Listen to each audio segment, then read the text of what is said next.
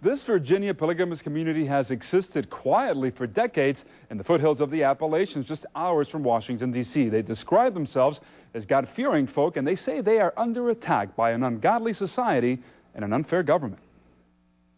They will hate you.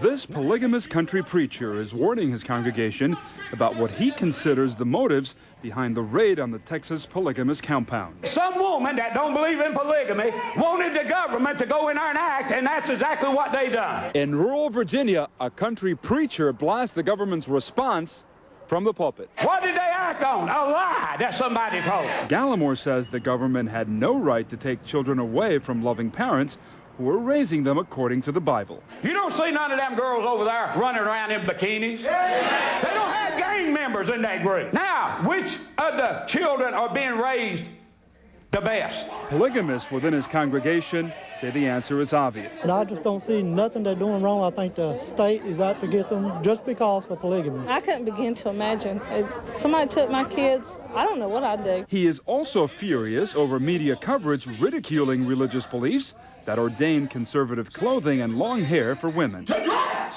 is being made fun of, being walked on, talked about, and laughing at the people that are living closer to God's word than the rest of America ever thought about it. Gallimore says polygamous faiths are subjected to a double standard. Why don't they go take all the Catholic children?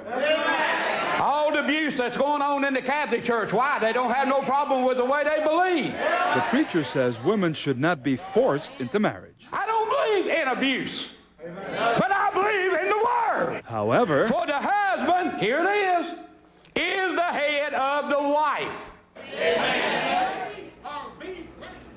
and if you think this polygamous preacher's stance on women in society is controversial, tomorrow he tells us why he believes women must be subservient to men and why the Bible sanctions marriage to multiple girls barely out of puberty. That's exclusively on 9 News Now at 11.